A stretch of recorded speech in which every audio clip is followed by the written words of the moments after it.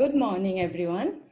My name is Swagata, and I'm here today on behalf of WICCI Mentoring and Soft Skills with three distinguished panelists to explore the roles and power of storytelling on social changes. There was a time when stories used to play very important roles in our life, in our everyday life. A time when internet, social media, and Netflix didn't engulf us completely. I remember as a kid growing up in the pre-digital era, I would often go to my mom in the kitchen and would beg her to tell me stories of her childhood. Stories of a refugee family of 8 brothers and sisters growing up in extreme hardship to becoming writers, musicians, singers, professors, and scientists.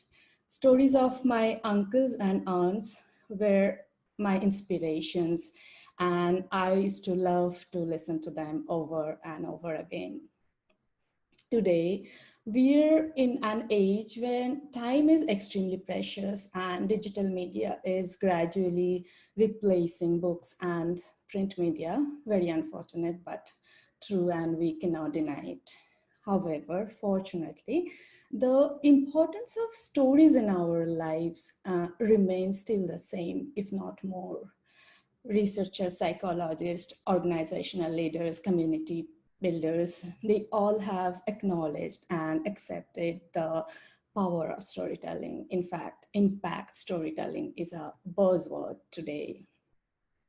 Without wasting much time, let's dive deep into the conversation with our panelists who have not only mastered the craft of storytelling, but were also able to translate the art of storytelling and package and present it in a manner which is more relevant, more relatable for today's generation, both kids and adults.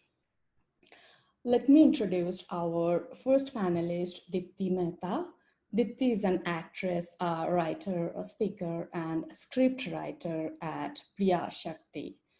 Priya Shakti is a digital comic series, extremely popular, in which the superhero Priya is a gang rape survivor. Our next panelist, Amelie Craven, is the CEO and founder of Story City. Story City is an unique interactive storytelling app which helps the user explore a city while being a part of a story. Wonderful, isn't it? Emily is also a publisher and a speaker.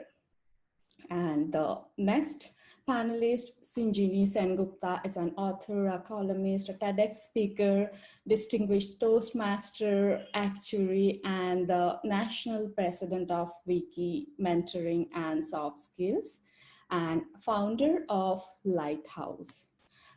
At Lighthouse, Sinjini teaches intensive programs in authentic storytelling, gender intelligence, self-discovery, and creative leadership. Thank you, Dipti, Emily, and Sinjini for being here today, for joining us and being so flexible and supportive in scheduling this call, scheduling this panel discussion. So let me come to you, Dipti, with the first question, and that is, when did you discover storytelling in your life? Ooh, pressure, the first person to speak. Thank you so much. I'm so honored to be here with these phenomenal women. When did I first discover storytelling? That is such a great question. And I mean, I would have to really go back to my childhood. You know, it's so interesting when you were saying how you used to go to the kitchen and ask your mother for her childhood stories. My love affair with stories began with my grandmother. My grandmother used to tell us stories, you know, so my brother and I remember like on one, you know, in her lap, like on one side each, we would both lay and then she would tell us stories. The stories were, you know, usually of like some religious nature or some totally scandalistic nature, which I think of it now and I'm like, my mom never thought that I should not be listening to these stories. but they were so interesting. And what was so interesting about them was the way my grandmother recited them. I was always like starry-eyed and like I wanted to know more and what happened next and why that happened, and I wanted to know more about the characters. And my grandmother had this I don't know, gift of just describing places and, you know, characters, and a man who became a snake and a snake who became a woman. And, you know, it was so fascinating. So yeah, I'd have to say, as a really young child who started listening to stories from my grandmother, and then we would visit my maternal grandmother, and I would be like at night, I'd be like, so where's your story? And she'd be like, I don't tell stories. And I was like, oh, then what use are you? You know. But yeah, so I started seeing the, you know, the fun and the power of stories, because they were already impacting my young mind. So that's when I discovered it. Yeah. Yeah, wonderful and so relatable, right? The grandparents and their roles in our lives. Yeah, I guess we all have had these memories of, you know, spending this kind of quality time and yeah, gossiping and talking about neighbors and whatnot with our grandparents. Yeah, thanks so much for sharing that. And Emily, if would you mind sharing now your version of this discovering storytelling in your life? Sure. I feel like mine's less fun than Dipti's, but I mean, like, I have a couple of little stories that kind of strung themselves together. Like when I was younger, I had moved to a new state and a new school, and I ended up, I used to be a very active child, but I kind of ended up being the odd one out, and libraries were the thing that saved my sanity in those early child years, where I didn't really have many friends, but I could escape, you know, into the wardrobe in The Lion, the Witch and the Wardrobe, or into stories about, you know, riding thoroughbreds and races, and a whole bunch of different worlds that I could just kind of step into, and that was kind of really my escape. But when I think back to stories of family, and actually, Dipthi, your talk actually reminded me that we used to sit once every year in the living room of my parents' house, and they had travelled around the world for 2 years when they were young, in their early 20s. And they had a camera that took a whole bunch of little slides, and those slides they would put into a projector, and every year they would take us on a trip around the world with them, and they would tell us all of the stories of all of the people that they had met while they were travelling. And that was definitely where my love of travel came from, of exploration, of discovery. And I think that was probably my first introduction into kind of that oral storytelling. And I haven't thought about that in years until you talked about the what you had with your grandma. So thank you for reminding me of a bit of storytelling history that I had forgotten about. But that was kind of like where storytelling kind of began for me. And then when I was in high school, I found out that one of my favorite authors of all time had started writing her first book when she was 14 years old. And I thought, well, if she can do it, I can do it. And so that was what actually started me writing and on the path of creation rather than just listening to people.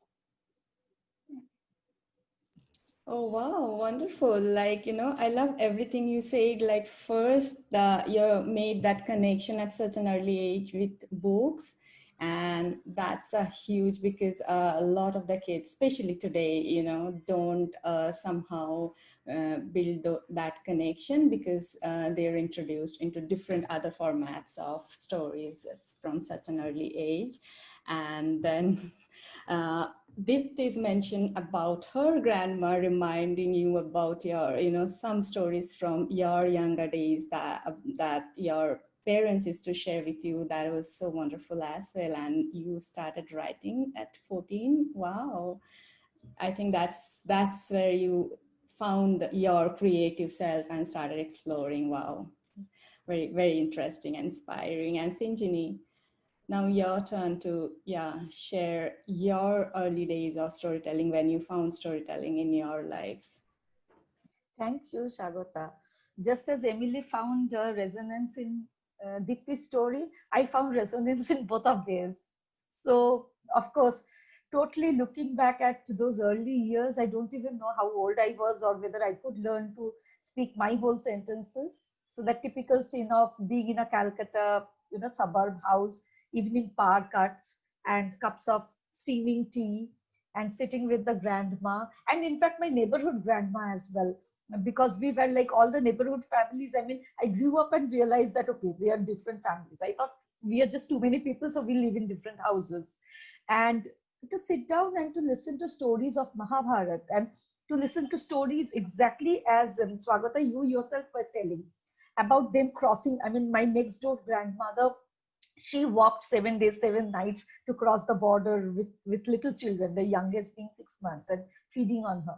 So those stories, I mean, you don't know what they do to you until you grow up so big and you realize womanhood, what it means. And also so much with Emily, as she said about reading books and library, because again, I also was a bit of a loner. I don't know. I was this dual personality. I had my fun times with friends, but I could never tell them about the poems I write behind the maths workbook, or the smaller, softer things. And with my local library, beyond the school library, which was restricted to one book a week, which didn't kind of work for me. My local library, which was in Bengali, I had this secret pact with them that every time they would get a new book, they would first give it to me, I would give back, and after that they would put the stamp on it and put it up on the shelf. And as a child, now when I visit my hometown, these people, they are all like, salt and pepper here, and they look at me, point at me, and tell their fellow people that she's the girl who wouldn't be able to reach out for the table to sign the register, but she would insist that she signs it. So my mom would take it, or my neighborhood aunt would take me, but they would lower the register and I would actually put in my initials while picking up those books. And I insisted. And I couldn't wait to graduate to the adult library. So there was this before 18, above 18 kind of a thing. So many memories. I mean, stories make who we are, I guess. Thank you for asking that. Thank you so much, Engineer. And it's no wonder, based on what all three of you shared, that later in life, you all found, storytelling as an important tool of what you are doing today. And it was so relatable, Engineer, of your visiting the local library. And yeah, for me, I always had to lie and, tell the library uncle that I'm taking this book for my parents, because I just didn't want to keep reading those children's books. And yeah, so and Sinjini, so I'm coming to you for the next question, and that is the relevance of storytelling in our everyday lives. What do you think about that? That's a very lovely question, and thank you for giving me a chance to continue what I was just saying now. Because when you first asked how we invented storytelling, the thought came to my mind that I would answer it as, let me tell you when I reinvented storytelling. But with Deepti and Emily talking about how they invented as a child, I went back to my childhood, couldn't help it. How I reinvented storytelling really is perhaps in a psychotherapist's chamber. And I realized that when she asked, so tell me what's going on. And I realized that I never told my own story, and not even to myself. I never stopped to ask what's going on. And in our everyday life, first, the stories that we tell ourselves, in which to begin with, we are victims and everybody else is a villain, bad boss, bad mom-in-law. From there, you develop perspective, as you say that over and over again.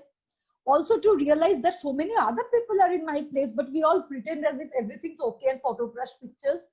So I feel the stories we tell ourselves in our everyday lives, beyond the saccharine affirmations that, those have their place, but really the true authentic story takes a whole lot of courage to even admit that to yourself.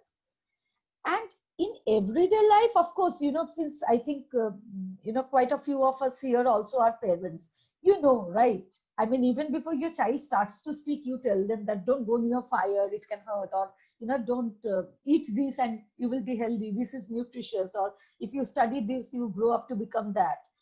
We are all made of stories, I guess. I mean, again, in our everyday life, I think things have definitely evolved.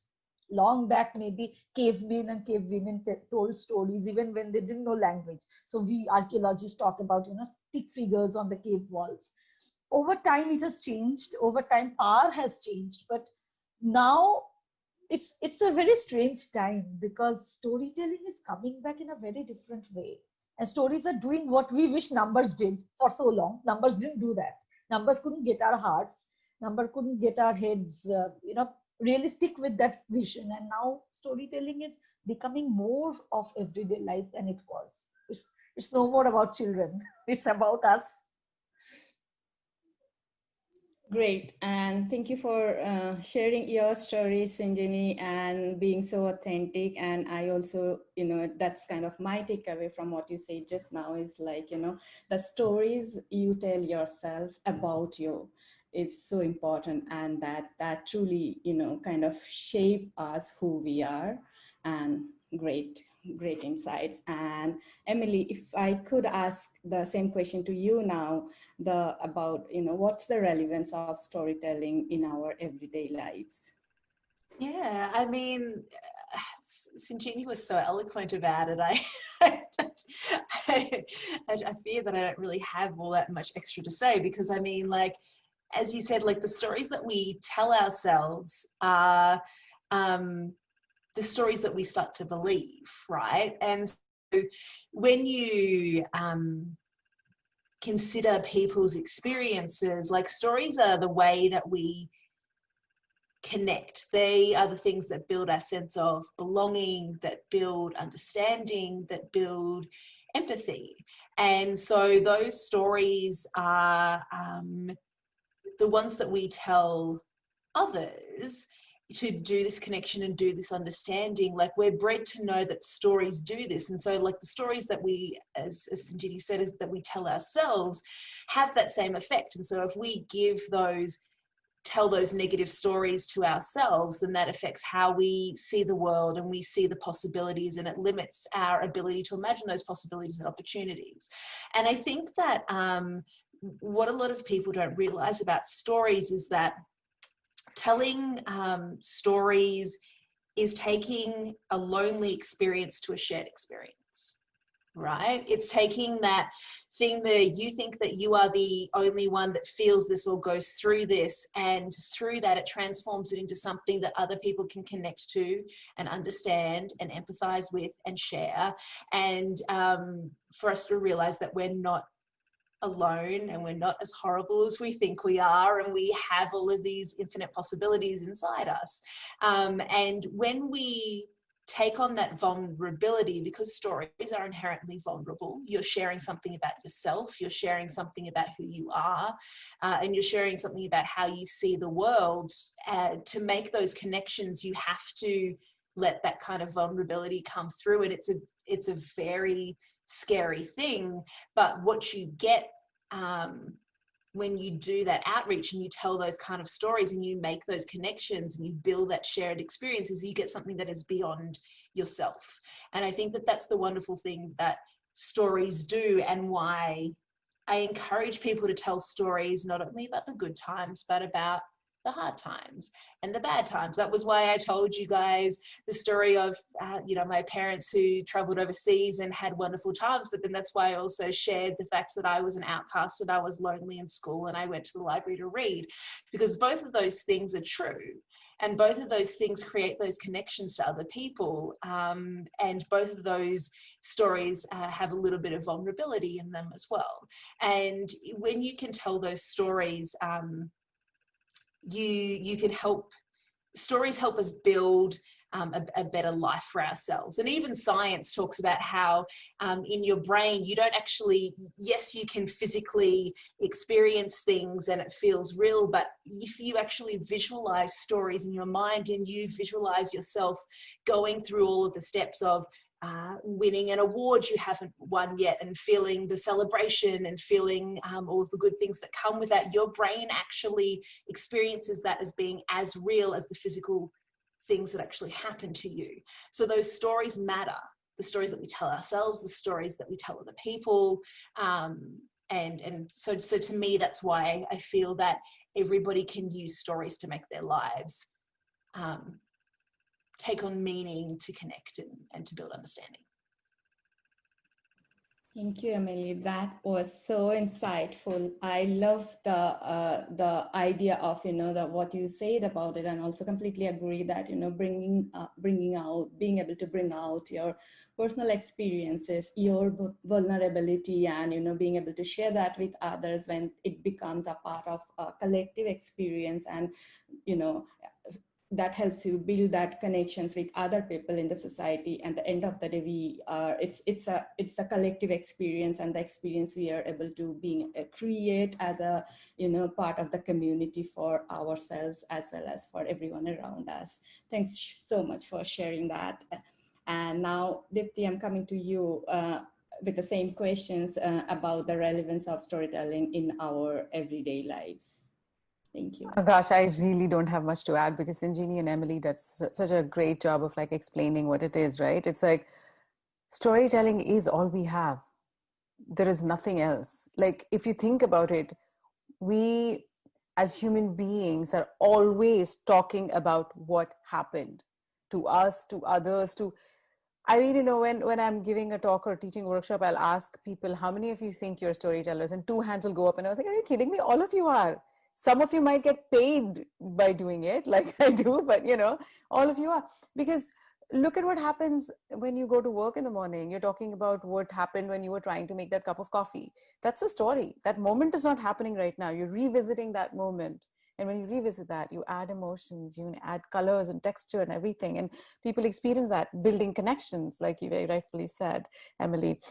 And that's how we leave our legacy. Like storytelling is the way we live on. And I think that innate want to be immortal, it kind of storytelling lifts us from mortality to immortality. So my daughter will continue hopefully sharing some of my stories. Like my mom's stories are what I tell her, and what my grandmother's stories. So that's how we leave our legacy. I mean, that's why I sometimes have a problem with history books, because the stories that are told in history books are biased. And I was like, this is not the legacy I want to be, and that brings me obviously the work. But really, like, and the other very important thing about storytelling is, I think storytelling is the only way we can create transformation. You can create change using force. And that can happen with numbers, like you very well said, Sanjini. But if you really want to create transformation, if you really want to change somebody's heart, then you need a good story. I still remember reading Gone with the Wind as a teenager, and Scarlett O'Hara was my hero then. She's my hero now, and I think she'll be my hero till the day I die. Because it's just like the way that story touched my heart, and the way I became, I mean, I think I was a survivor, but like, yes, nothing can get in my way. And those kind of things can happen with stories. Like you can change a whole society. Mahabharata did that. What is Mahabharata and Ramayana? They're just stories that then, got raised to a religious relevance. But they've changed people. Like you tell somebody about Ram and Sita. Anyway, so I can go on and on about it, but really Emily and Sanjini covered it so beautifully. But for me, it's just like, this is how you live forever. Stories.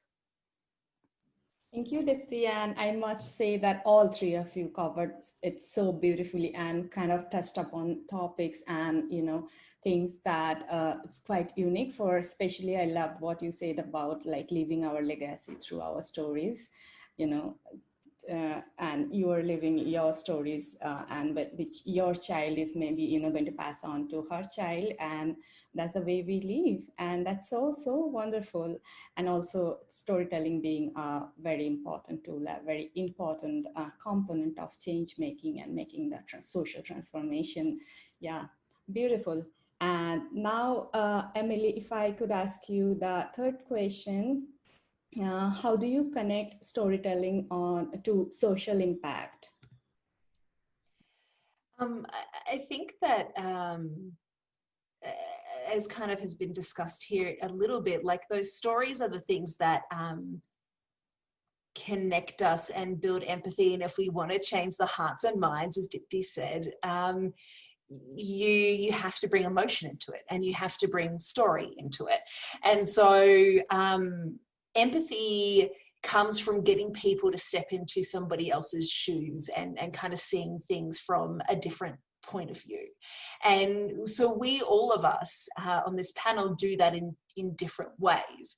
And for me, like, I accidentally fell into the work that I do, the interactive storytelling. I didn't do it with any conscious thought. It was something that organically evolved. And I had originally started it because I wanted to be a part of a story rather than being told it. And it came as a selfish thing. I would read books and I would rage at a character for making what I determined to be a wrong choice. And I would want them to choose differently. And I wanted to have like a say in that story. And so that was kind of how we ended up doing the stories where they were set in a location. You had to be standing in the right location to unlock it, and you were a character in that story. And we came to realize when we were speaking to people about the experiences and the stories that we were talking about, they were speaking to us like the characters in that story were real people. And their emotional connection to that story and the things that they learnt in that story were so much stronger than other conversations that I had with them about different experiences and novels and movies and those kind of things. And I think what I realized about the new digital era, and yes, it's sad that print media is changing and morphing, and we're getting these new different types of storytelling, but the thing that this digital storytelling does allow us to do is it allows us to interact with the narrative as much as it allows us to interact with the content. And so with social impact, when you're talking about getting people to empathize, you can use these types of multimedia, documentaries, location to get people to step into the shoes of someone else and take on that person for a little while and get to see things from a different point of view. And so with social impact, I think a lot of us default to giving facts and giving figures, whereas if we connect to story, what we're really saying is that we connect to people, because stories are about people in a conflict or a situation that they're attempting to deal with, a barrier that they're either trying to get over or to work through. And so if we really want to make a social impact, whether it's stories that are based around particular sustainable development goals, whether it's trying to bring to light a particular demographic in society that is being forgotten or is not doesn't have a voice within that global media narrative, or has been given a negative voice or a negative story by the global media that isn't their reality. The way that social impact can properly make a difference is if we make sure that we tell those personal stories.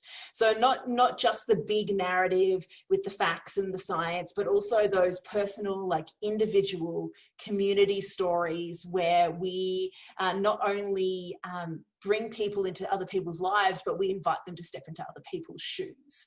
And so to me, I think that that's how you connect things together, is it's about people and about those common things that join us to all different types of people that can help bring that relatability in. Beautiful insights, how you connected stories with empathy, and then empathy with people, and then people, with social impact, how you connected those dots. Like, yeah, that's really very insightful. And how basically we are able to tell stories related to different problems and different issues and sustainability on what's very important today's world. It's the impact it might basically create, because through stories people can basically find connections, and it's easier to find connections when we present it in the form of abstracts, data and facts than stories. Yes, totally agree. And Sinjini, what's your take on this? How do you connect storytelling to social impact? Again, Emily has set it up so beautifully already, and the points she has touched with that, it gives me a very good landing ground to give you maybe a live demo, if you would. So Emily spoke about history, right? So there's this famous saying that came to my mind when Emily was speaking about it, the proverb that goes that as long as the lion doesn't learn to tell its own story, history will glorify the hunter, right? So let me just, give you a very, very brief flashback and whatever you call it, flicker or little things from my personal journey in storytelling. So I worked as an actuary for 12 years before I started to at all talk in words. I mean, all the words I needed, I used to talk to computer in numbers, 12 years, okay? And the only words I ever required were PowerPoint bullet points. And I grew up like that. I grew up totally like, what do you want to be? So I grew up very, very aspirational and spent everything that would matter in a career, like not money, but career. I'm giving you this background because it will set you up for what then happens. So I think that, okay, fine. You get married when you want to, and then you go the family way when you want to. You check all those check boxes, like, 4 years into the job and everything. So you are kind of qualified, and, now you can, it's fine for you to ask for the maternity benefits as you go the family way. I was hospitalized directly from work one day. So the entire, threatened abortion. So the entire scene gets very different. And the thing is, nobody tells you it will happen until you arrive at it. And then you feel you are alone in it. Around that time, my then boss, he told me, it is like a parasite to try to extort maternity leaves from work. These were his exact words. It is like a parasite to try to extort maternity leaves from work. So I felt very ill, whatever happened, etc. But those words stuck with me, and they used to come back to me in my sleep, so much so that at one point, forget the 3 times work pressure, because they wanted to squeeze it out before I, go to deliver a baby. So at around the time, my gynae would tell me that, you decide, because your baby's brain is growing inside you, and you were so traumatized, I couldn't sleep 2 nights because the work pressure and the trauma was such, the entire, so wouldn't be able to have, like, whatever happens when you are vulnerable and everybody has got, their chance at work. When I, years later, started to understand my story and started to gather the courage and the vulnerability to be able to tell my story, I realized, darn, there's so many women like me who have gone through this when they're in a corporate workplace, and then when, they go the family way. But nobody told me about their stories. I only saw the baby shower pictures on Facebook. I only saw their, change of status, change of priorities. And in social gatherings, they would make it sound like it's a happy decision. So nobody even told me about it. So in my head, from storytelling, it came to a kind of change making, that at least I start telling my stories, and I now know I'm not alone in it. Just like Emily said, from lonely experience to a shared experience. The moment you open your mouth and you get down that, the stage, and so many women like you come and hold your hands, they don't have even say anything, but they know what you are trying to say. And that's empathy-led peaceful change making for me. And then over time, when you think about it and when you read up and try to, put perspectives on it, you also realize it's not one bad boss. What is the motivation structure at work? What is he getting if he is kind to me versus if he is, cruel to me? What is he getting? What is the social motivation? What are the things that affect women at work? What if the child falls sick? The father or the mother, who stays back home? And that gives you the perspective to not just become a change maker, but also to move from activism into a kind of a holistic thought leadership, which tells you that the system is broken. Neither am I broken, nor is the boss broken. We are all product of the system. And that transition starts really with that one moment when you have a story, and then that second moment when you think you can tell that story. I frankly, in my own little life, I don't know anything else that can be as powerful as that. Well, I'm literally so moved that I don't know what to say. But of course, first, thank you, Sinjini, for sharing your vulnerability with us. And um, I love what you said about, your boss and about the entire experience, and the fact that you realized you had that wisdom not to villainize your supervisor or your boss, and just, you had that wisdom to realize that it is not the problem with an individual or with a group of individuals or with a specific gender. It's a systemic issue, and your approach to correct that. We all like have our stories, and like how many of us have the courage to bring that out, and also bring that out with a purpose to change the society. Like, salute, I really salute your courage and your determination and your wisdom. Thanks so much for being so authentic as well. And now, Dipti, if I can come to you with the same question, how do you connect storytelling on social impact? Oh boy, I really don't have much to add now. Um, as both of you were talking about it, Sinjini, as you were sharing your demo, your story, I just found myself transported into, like, I actually kind of, vividly imagined what's happening, your boss telling you all of this, and then like how you were saying you were so traumatized, your gynecologist telling you like how this is all impacting you. And it kind of immediately formed that connection as a mother. I just related to it, right? And all the things that women have to go through in workplaces in order to have a child. Because anyway, so from storytelling, I, like, from the panel, I kind of just, so I guess this is what happens. This is how, this is a social impact, right? Like I connected. I feel like when you're watching a movie or a story, I mean, and stories all around us, you're either thinking how different this is from you or how similar this is to you. And that is the biggest thing for me in stories. And so when I'm creating stories, I'm trying to find connections, because at some level, at some very basic level, we're all the same. And if we could see that, then I think a lot of our issues of today's times or any other times would disappear, because the problems lie, according to me, in having us versus the other. And then there's a war because we think what we have to say is correct or right versus the other group. So if we could somehow, like bridge that gap of us versus the other and just realize that all of us are the same.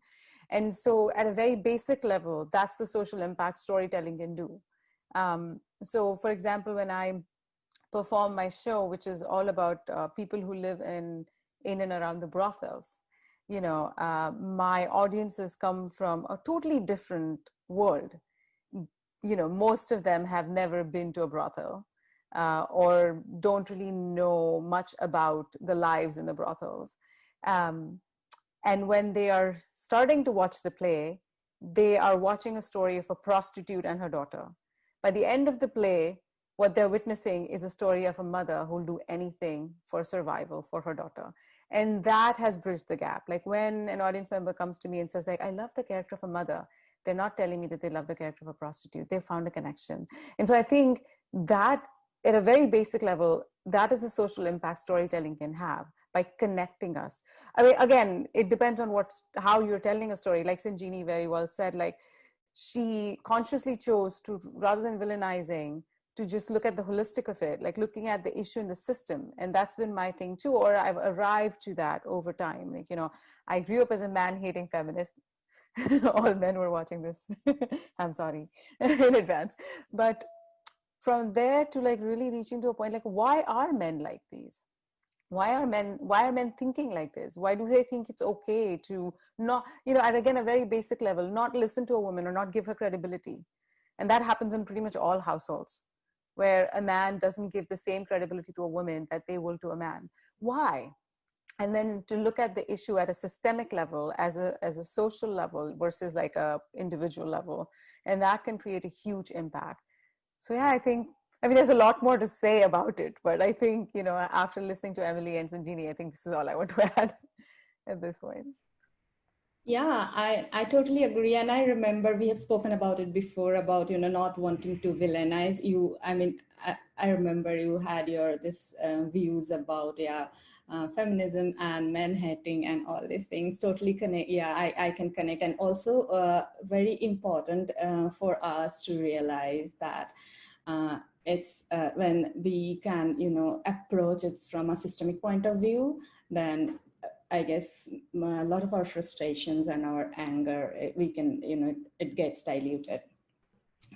And with that, I would stay with you, Dipti, because the next question is kind of related. And I want you to talk a little bit about, I know you have touched on it before, but since the work you do is so much related to stories and storytelling, if you could share about your show and also about Priya Shakti, because both of them have so important components on social impact and social transformation. So that would be wonderful if you want to share that.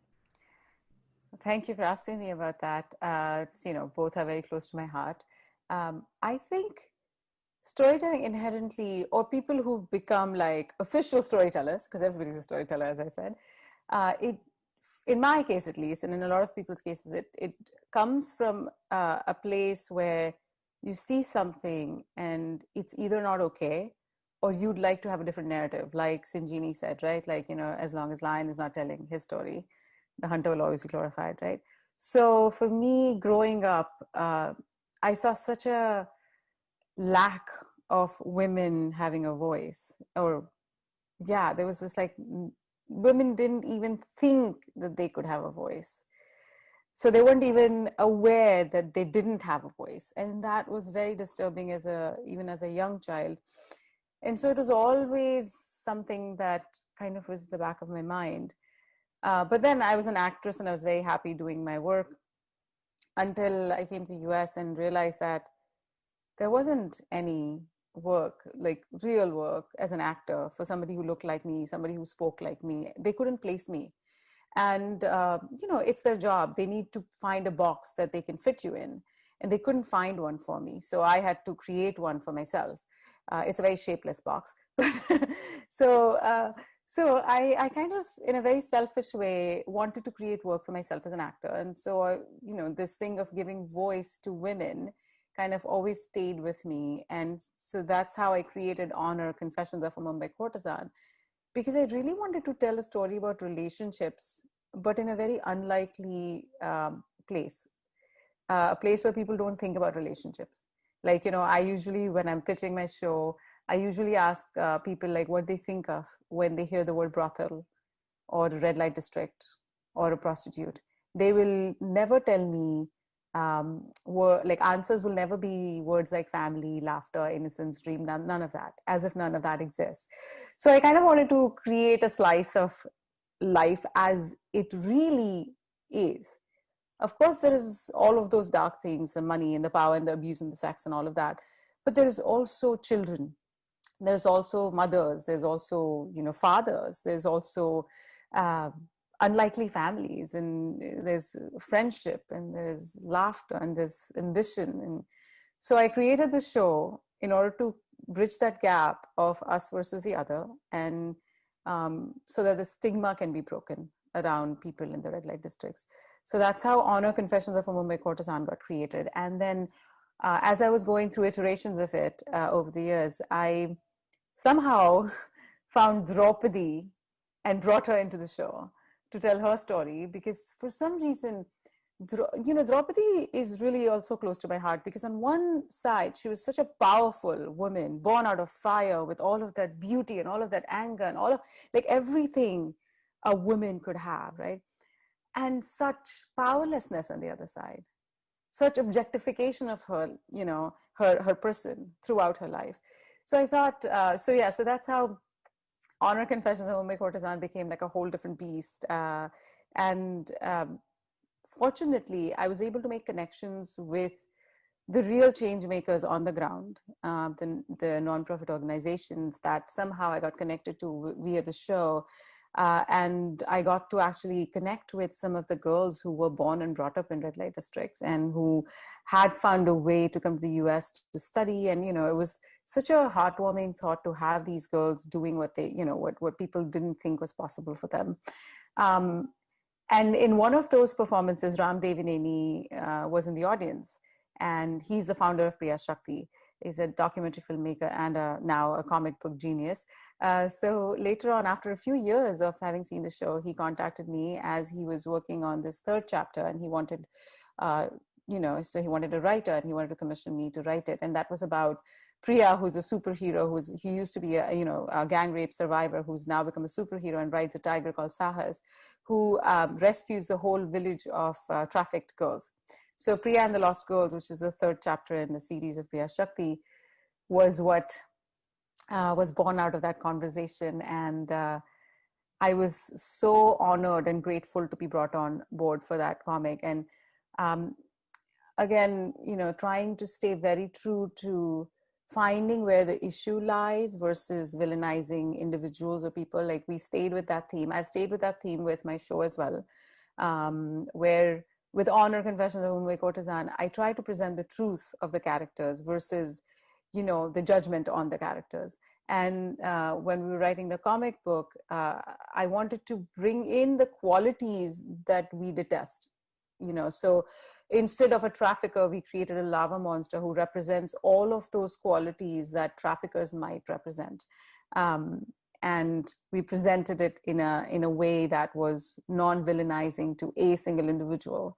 And then we wanted to also talk about stigma, which was, because for me, it was like, this is not a problem that we can, I didn't want to show a happy ending either in the comic book, because, that's the comic book world, right? A superhero comes, saves the day, hoo-hoo. But that wasn't the world of this comic book, because this comic book needed to make real change. So we really talk about the stigma. And if and when all your viewers and you read it, you will see the ending, which really makes you think about your own judgments, about how you would be if somebody from the trafficking world came to you and said, I would want to create a different life. What would your response be?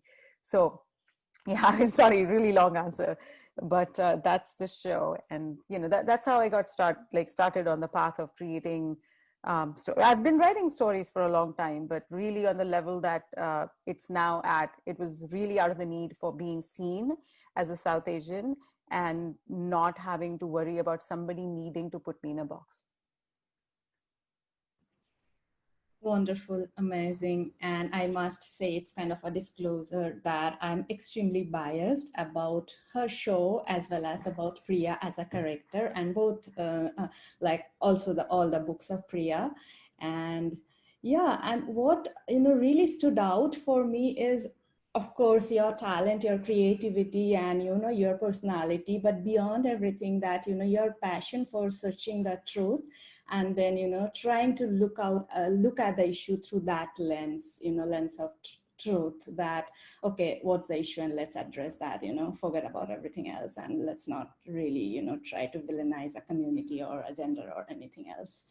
Wonderful. And Sinjini, so if you could share your work, which is so closely related to storytelling, in what you do in Lighthouse.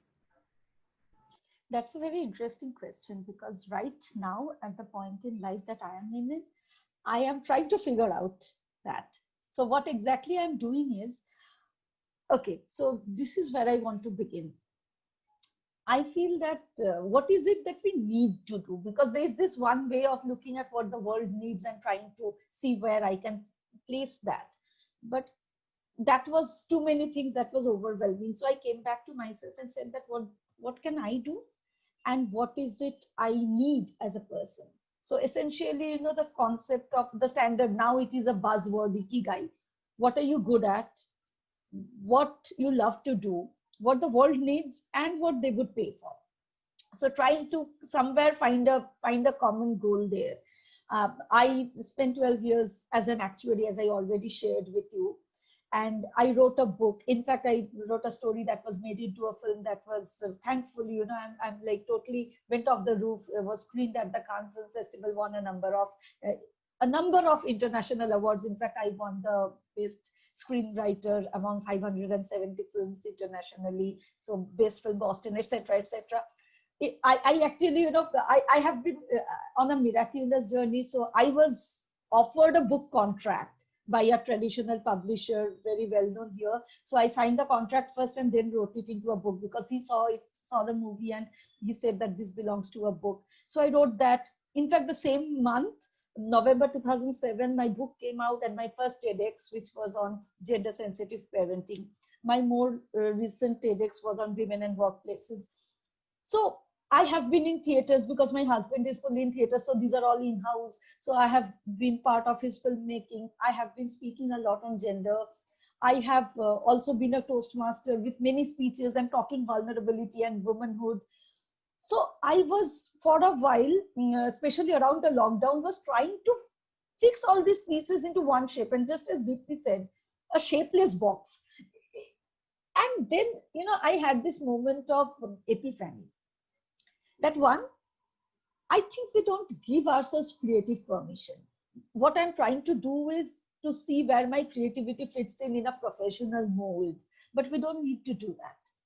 And I also realized that each one of us, it's our need, innate human need, one, to be authentic, to be seen and heard for who we are, and also to be creative. It doesn't it's not a monopoly of children as much, as much as I buy my daughter toys and everything else. I want to bring this change with Lighthouse, where people have creative permission and people work with creative leadership. And creative leadership, especially my focus is workplaces, because I want to give them the taste of what is not professional can be professional. We don't have to cut ourselves. And there is a study that says that we carry only 1/16 of us to workplaces. So you are nobody's father, you are nobody, you are not a pedestrian, you are not a neighbor. When you are at a workplace, you are a certain way. You go hang out with these people, come back, take a smoke, come back, etc. If we could be more authentic at workplace, if we have a shared vision, if we could carry our heart to the workplace, if we could give ourselves permission, because right now the workplaces work from a place of fear psychosis. What if? Or else? You watch and see. Instead of that, what if we could bring our heart to the workplace? What if we could cultivate empathy? What if we could have psychological safety? What if we could have emotional connections? And there is actually a paradigm shift. It's not me alone doing at Lighthouse, but people are realizing the story of leaders going up the dais and talking about the time they fell ill or they took a break and stuff like that. I want to work in this space of creative leadership, where leaders can be not just following the prevention of sexual harassment guideline to stay out of jail, or being scared of a hashtag Me Too, but actually thinking as women, as the person they can reach out to and talk to. And by leaders, I am implicating men, because, again, sorry, a little elongated answer, 17 out of 19 leadership parameters, women outscored men. June 2019, this Harvard Business Review came out. And yet 4.9% of Fortune 500 CEOs are women.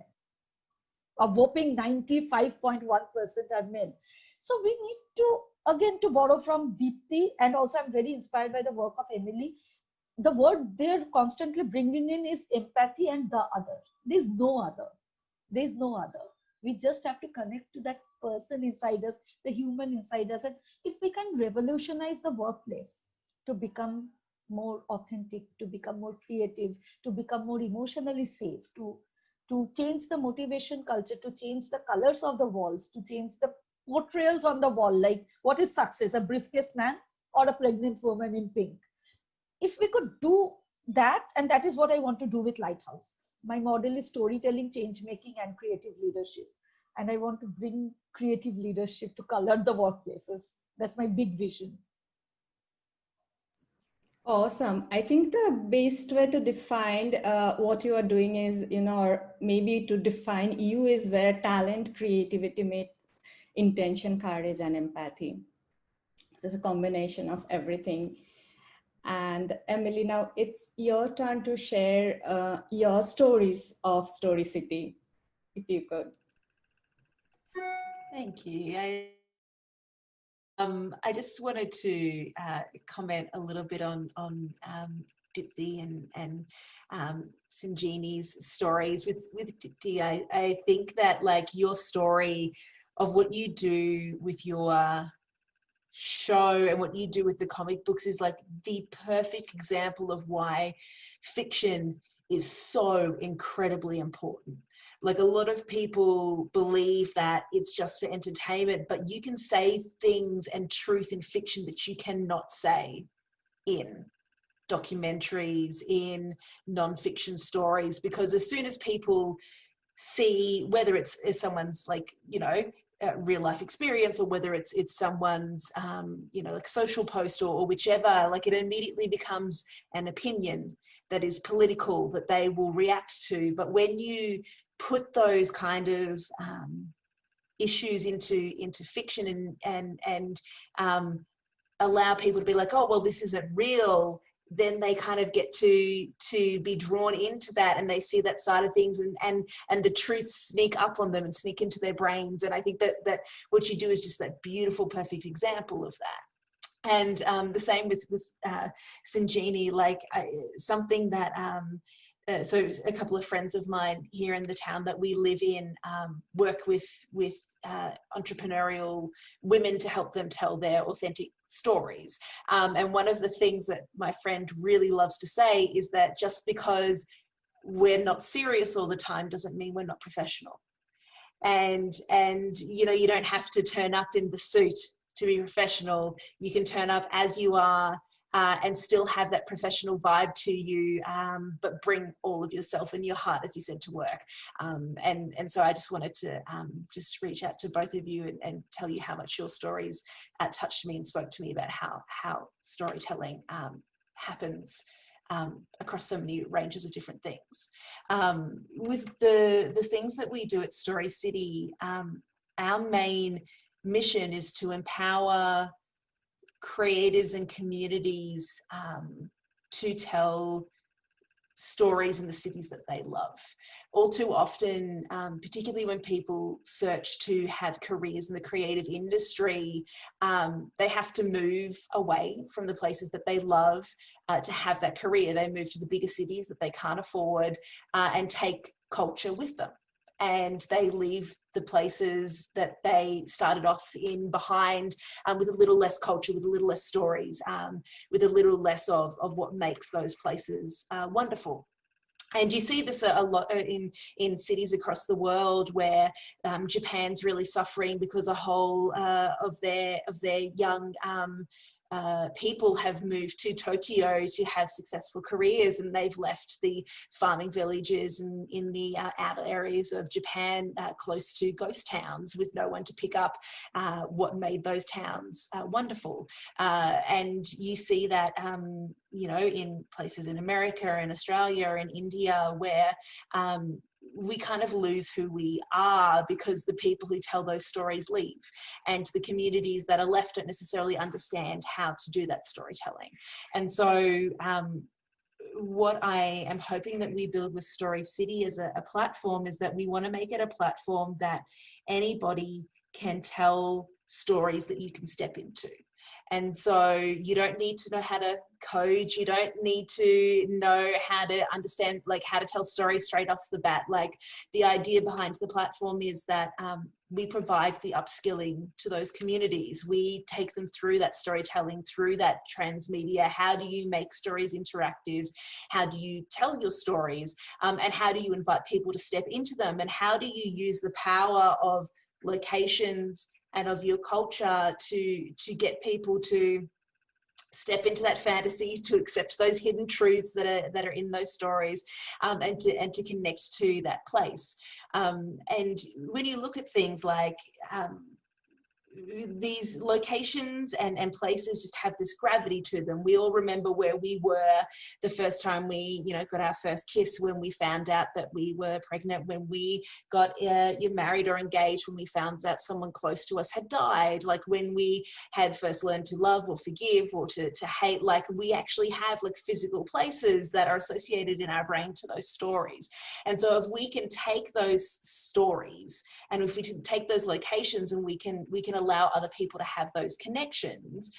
That's what I want to see Story City be used for. So I want people to be able to use it to create a real life choose your own adventure where you're a pirate looking for pirate treasure, all the way to the other end of the scale where you're a climate change activist who can't go out to protest because of COVID, but you leave your shoes in the main square of your city to let people know that this is something that you deeply, truly believe in, and these are the reasons why, and this is how it affects you and your community and your families and the other people around you.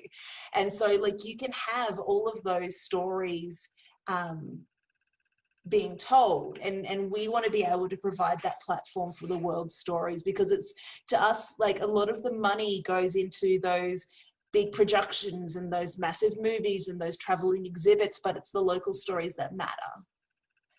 And those local stories are getting lost because of how content and how creative careers are distributed across the globe, and how media is distributed in various centers across the globe. And so I am hoping that with Story City, with people being able to set stories in the locations where they are, and inviting people to step into those, and allowing people to make careers in the cities that they love, that we will gain that culture back, and that we will find ways to help people connect to the world around them, rather than being disconnected by the media and the digital technology that we have.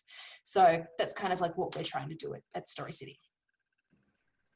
Amazing, such an innovative, unique and creative ways to help people connect with a place, and also help them, kind of remember their connections and living experiences in different places. I just love it.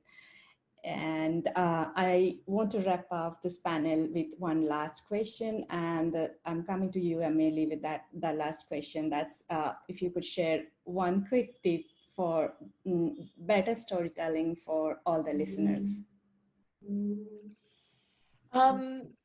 If I were to give a tip to tell better stories, it would be not to focus on the plot, not to focus on the history or the setting, but to focus on how people are not homogenous.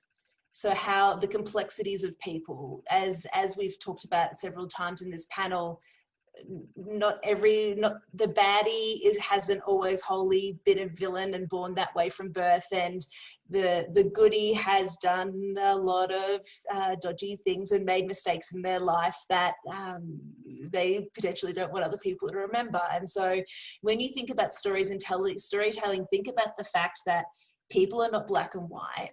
And there are multiple reasons why people react in the way that they do.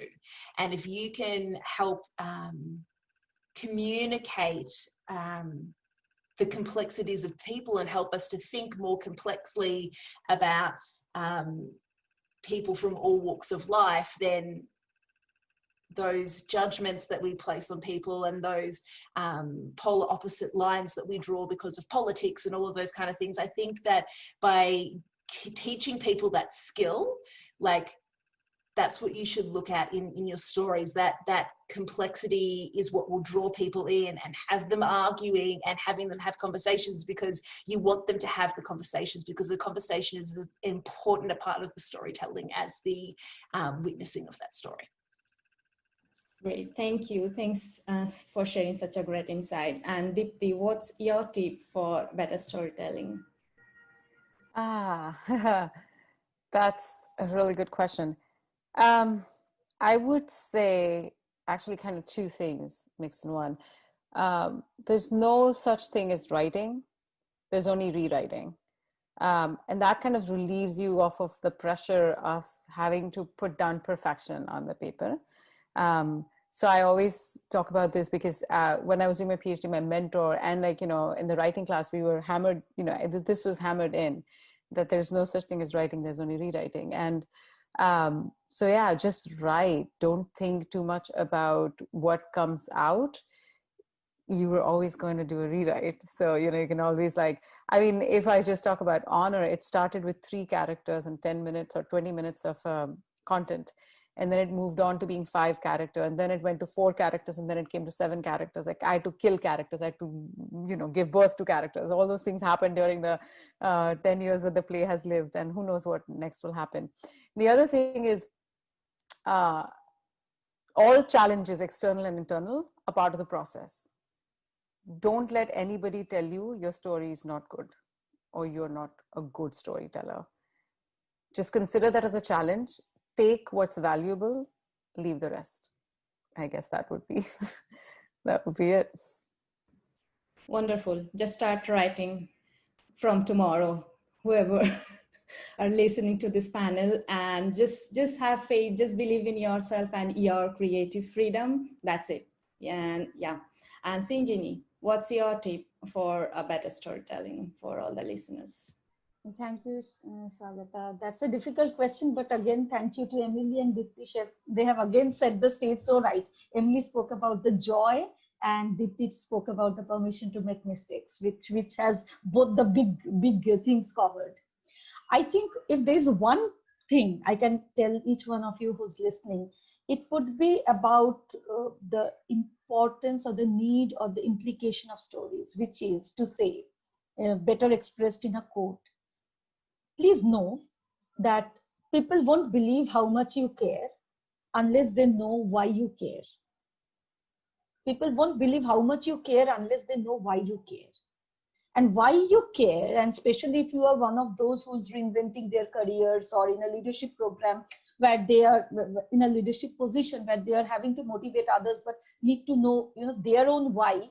We all need to know our why. I mean, it doesn't matter on our professional positioning at the moment. Knowing our why is very important, and that can only come with the courage to say your truth. So speaking your truth in terms of your personal stories, even if to the person who is in the mirror before you to begin with, and then stepping it up one step at a time with perspective, with compassion, with not allegation, but perspective. I think we need to ask ourselves why, and the why comes in form of stories. Like the replies always come in form of stories. So please know that nobody would care until they know why it is important to you, and why it is important to you is the story you are telling yourself. Please learn to tell it better. Ask yourself the art and then learn the craft. Both come hand in hand. So know that stories are going to be very important. There's a paradigm shift outside, I guess, in terms of profession, in terms of our personal lives. Stories are going to be our superpower tomorrow. Again, great insight. And Sinjini, I love your one-liners. I guess. So please ask yourself why your stories are important to you. And then once you figure that out, try to be authentic to yourself and start writing your stories or sharing your stories. Great. And with that, we are at the end of this conversation. And I just want to acknowledge that this was, I guess, one of the most vibrant, honest, authentic, and enlightening panel I have ever participated. And honestly, I wish we could just go on and on with this conversation, but in the interest of time, we have to stop here, and just want to thank all 3 of you for being here today and for being so wise, insightful, and gracious in sharing, your and bringing up your stories and sharing your wisdom and insights with our listeners. Thanks, all of you. Thanks to 3 of you, Dipti, Sinjini, and Emily. Thank you for having me. Thank you. Same, likewise. Thanks, you.